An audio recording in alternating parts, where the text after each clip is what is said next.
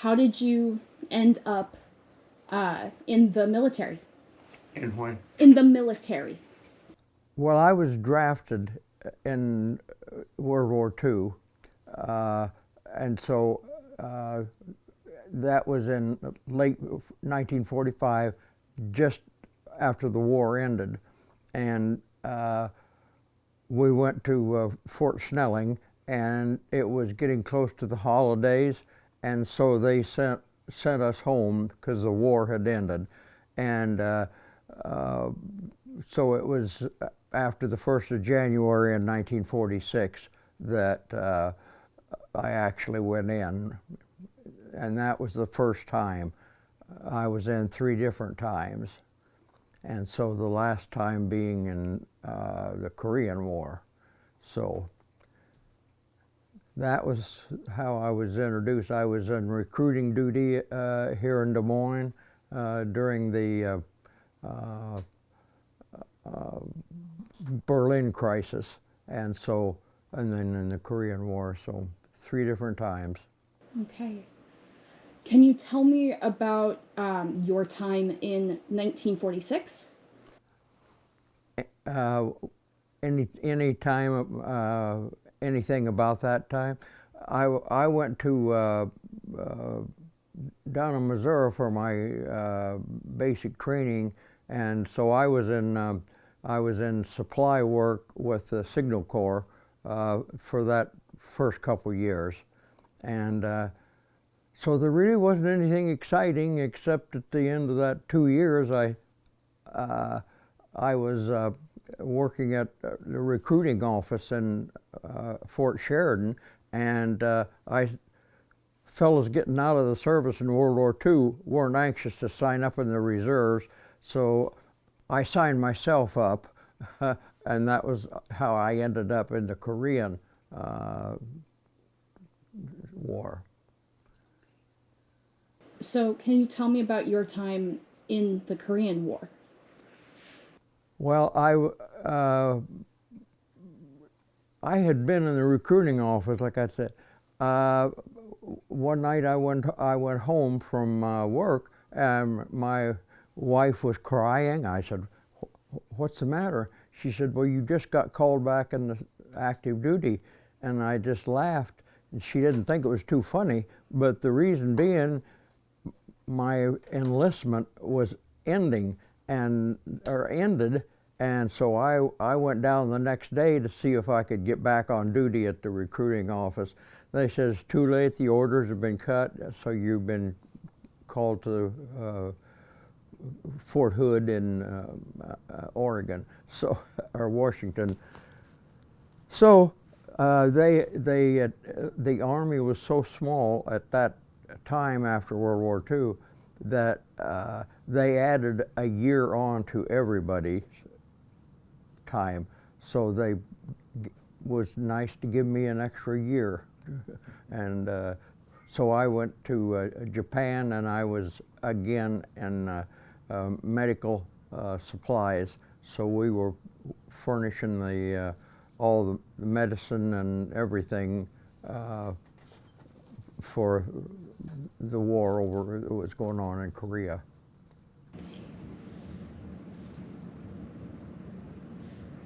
So, going to now, right, you are going to be jumping out of a plane. Can you tell me how that all got started? Well, my it would be my nephew was playing football for Dowling, and they were in the finals against Valley at the Dome this year, and so my great-granddaughter, it was her boyfriend's a quarterback for Dowling, and so I went up to watch him play, and Casey, who's head of this organization that's taking us over for the parachute jump, is the head of the Warriors Rising is the name of the organization, and I had my World War II hat on, and he came up and asked if I would be interested in going on this trip?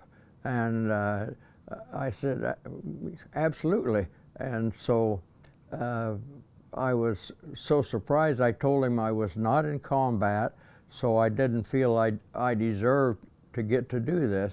But he said, well, you served in the Korean War and World War II being drafted, so yes, you're worthy to go. So I've been looking forward to it ever since then. So, yeah. So going is one thing. Jumping out of a plane is a totally different thing. Why did you say okay to jumping out of a plane? Well, I have no fear of doing that. I've always wanted to take a glider ride, and it hasn't happened. So at 97 years old, I have the opportunity to parachute, and if anything should happen, I've lived 97 years, so I say, if I hit the ground, I bounce and I'll go right on up where I want to go anyhow. So I am looking forward to it. And I'll be attached to somebody that's very experienced, so I'm sure he wants to land safely too.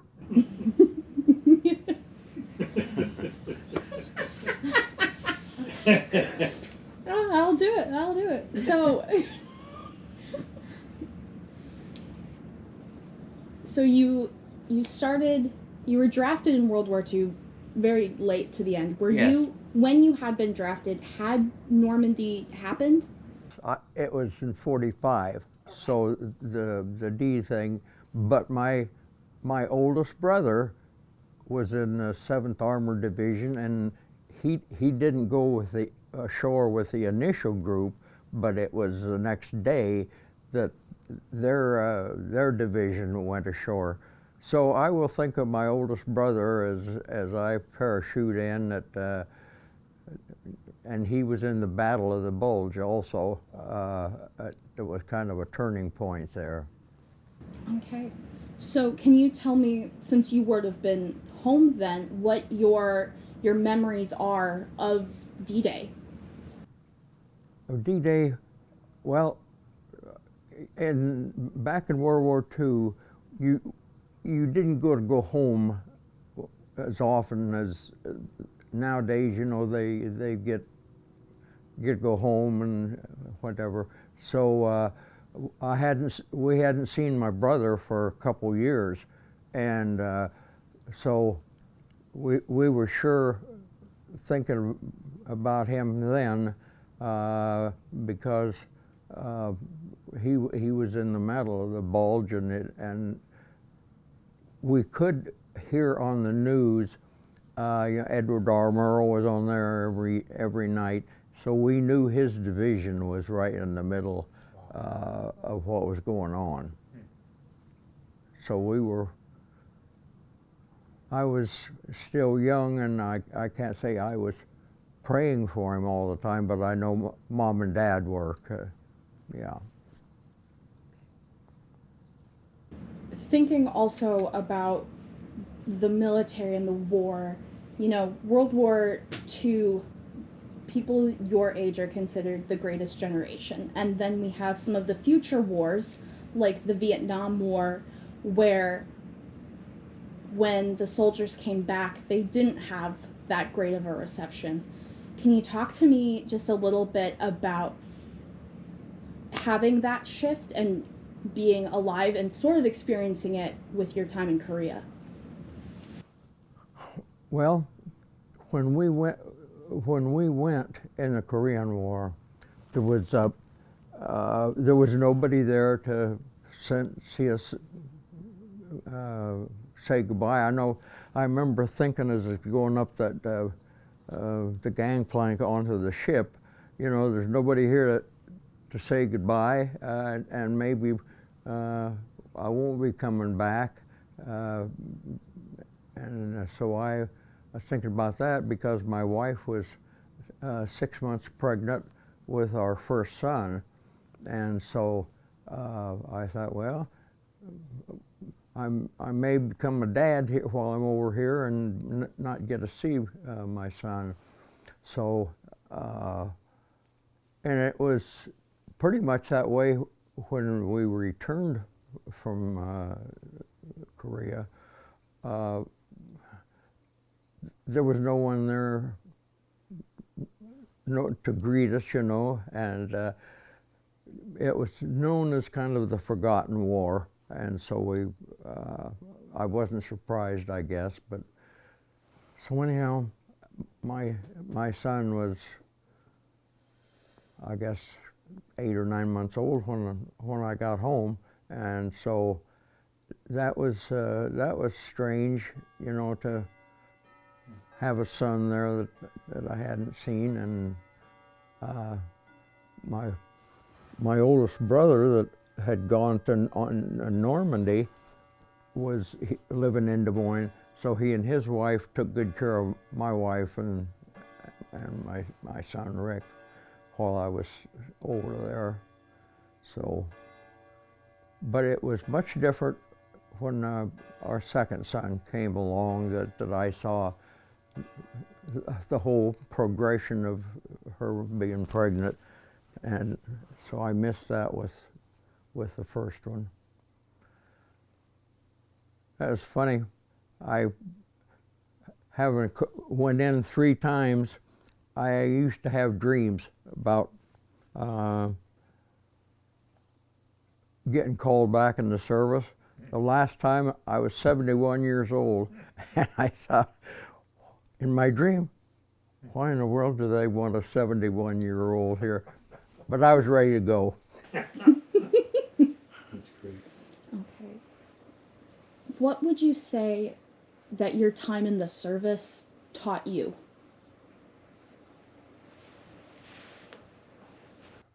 It taught me to make my own bed, for sure, Rachel. And keep things neat, organized. I can't say that I was organized at all before I went in the service, just out of high school. So organization and working with other fellows, and knowing that it worked better when you cooperated with those in leadership. So, and it was the first time in my life that I had clothes the right size. The military had different weights with shoes and everything, so I had shoes that fit for the first time, and I guess meals at the right time. So I liked that orderly, working with other people, and respecting leadership. So for me, it was a good experience, and I think it was for a lot of guys that were in the service. I'm sure the ones that got wounded may not have felt that way, but. All right. Can you tell me what you're wearing? The clothes that you've got on right now? These are this is the uniform I'm going to wear when I jump from the plane. This is the exact uniform that the paratroopers wear or wore. I know in World War II it was.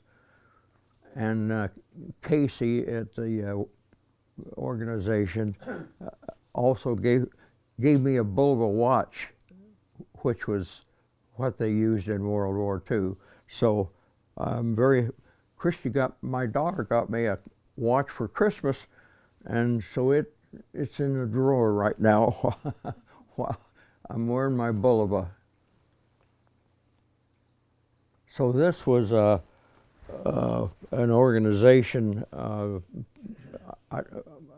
I'm not sure, I think it could have been the 11th Airborne patch.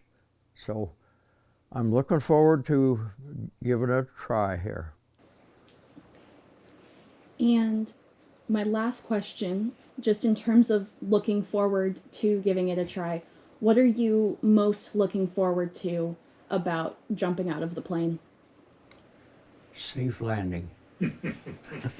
How about in the time between the safe landing In and the jump? between. Well, I'm going to be attached to, this is a duel, and so, and he will be behind me.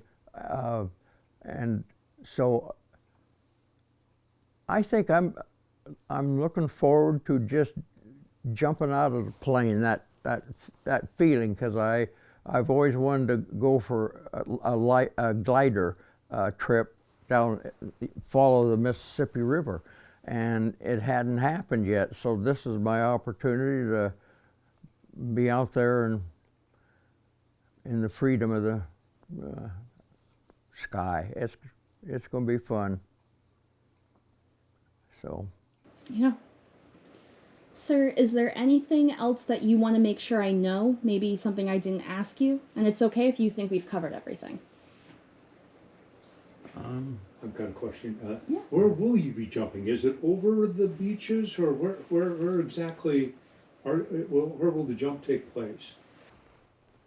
I would, it's going to be at Normandy, so I don't know, but I would imagine it's going to be over the beach. Okay. Wouldn't you think? I don't know. Yeah, that's a good Because question. I don't know either. How many will be jumping with you at that time? They didn't tell me, and I don't know, Okay, that makes a difference. Yeah. because I think there's 30 of us going all together, and that would be, Jerry Holty is going with me, and so he won't be jumping. So I know all 30 people are not jumping, so maybe half of them, and it's going to be over 4 days. Okay. Casey's going on the last day, and I'm going the next to the last day. So. I do have one other question, Don. But do you remember your emotions on VE Day or VJ Day at the end of World War II? I sure do. I knew I had a brother in the Air Force in England, and my oldest brother was still in Belgium. That was where their division ended up from the Battle of the Bulge, and so I'll think about my brothers a lot while I'm over there. So I would like to be stopping in England there to go where my brother was stationed there. He had a glorious job. He ran an officers club, and so all the medals and everything that the pilots got on the planes, he got also. So he was one of the first ones to come home in World War II. He had all these points. They gave points for so many flights over, bombing flights. So he had all these points. He was home 2 or 3 months before my brother that was in the Bulge and in the fight. So when we met him at the, when they met him at the train, my oldest brother, and he got off the train, he'd been relaxing a little bit there anyhow. He seen my other brother standing there, and I couldn't use the words here that he had for my brother. If you couldn't go to the service, you were 4F, and that was the nicest word he had for him. They never got along growing up, so anyhow, that was interesting. Are you the youngest of the three? No, I have, well, yes, of the 3 brothers, but I have one brother 7 years younger than me. So he lives out in Nebraska. So but his son is gonna, he's already over there, and he's gonna stay with us, be with us. So, yeah. Don, I think Rachel, you're a 3-time COVID survivor too, aren't you? Didn't Right. you? Yeah. Yeah, I had one of the first ones on COVID, and so I was back in the hospital 2 more times, so I had it 3 times. So. Pneumonia. And pneumonia? My goodness. Glad you're still with us. Skydiving is going to be a breeze Yeah, then. that's right. I just have an interesting life, you know. Sounds like it. So I'm getting close to the 98. So the fellow Jerry Holte that's going with me, we were in the ministry together at First Assembly for a number of years, and he's 75. So. Okay. Did you ask Jerry to come with you, or did Jerry already know? Pardon? Did you ask Jerry to come with you, or was Jerry already going? No, my granddaughter was going, and she backed out at the last minute. So it was, my best friend got to go with me. So we meet every week for coffee and talk for 2 or 3 hours, and we could just keep going. And so we'll see if we can run out of things to talk to on a plane, 7 hours. So looking forward to it. Yeah. So you said you were hoping to go to England. Pardon? You said you were hoping to go to England to see where your brother was. Are Oh, there I any- would like to. You have would like done to, okay. Where all are you going while you are across the pond?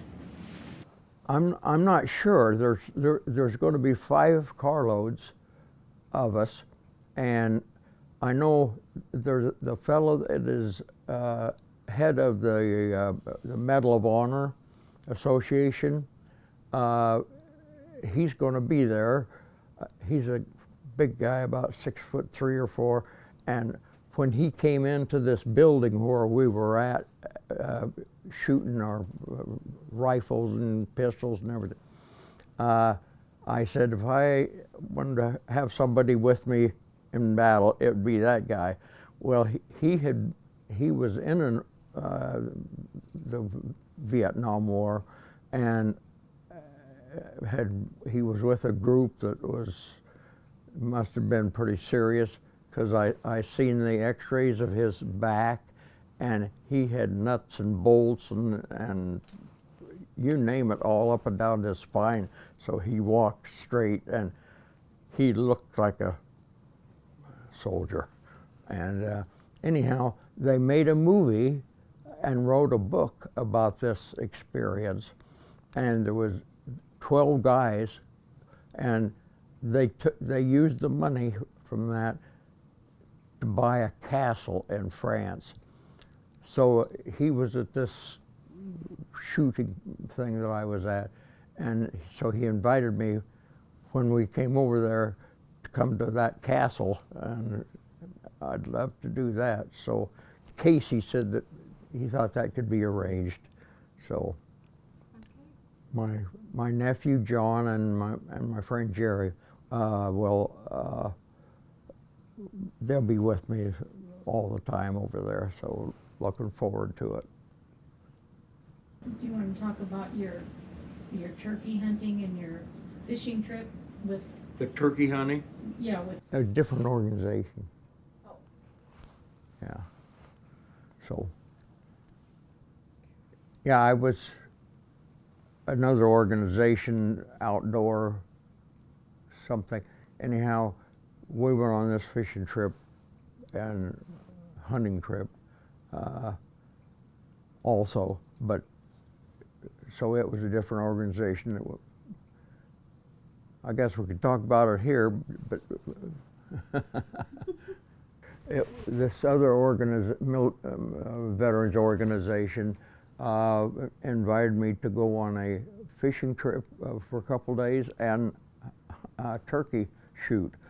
So that first day fishing, I got a spoonbill fish, 75 or 78 pounds, something like that. That was a thrill, and also they'd ask me what I would like to accomplish, and I said I'd like to get a 2-pound crappie. Well, I got a 2¼ pound crappie. That was a big one. So I wasn't the only one that had a picture taken with it. It was a good one. And then about a week later, we went on this turkey shoot, and so we was up about 3:30 in the morning, and when it was dark, to go and walk to our blind, and it was a small tent blind, and we could see this turkey coming for a quarter of a mile, and we just had patience till it came. And so that was an experience. We had a decoy female turkey out there, and this big guy come up, and he circled around there, and it would jump up and claw this decoy. And it was about the third time that he was coming around there, I shot, and he was down. So the fellow that was with me said, "I told you not to shoot till I told you." And so I was afraid the turkey was going to get away. So I shot while I knew he was coming around, and so I got this big turkey. Only time I was ever turkey hunting. So great experience. This big fish and big turkey, and these two veterans organizations have been so good to us. So appreciate these fellows that have organized the whole thing. 2 clarifying questions. One, what branch did you serve in? I was in the Army. In the Army, and what was your rank when you retired? A corporal. I was in when there was not. If I would have gone to Korea, there was so many guys got hit over there. You might go over there a private, and a month later be a top sergeant, master sergeant. But in fact, the fellow that I worked with in the medical supply in Japan, he was a PFC private. He went over there for a month just to go over. He come back a staff sergeant in just a short time. So anyhow, the Lord was good to me, and I didn't have to go over. So, but I sure appreciate the guys that did.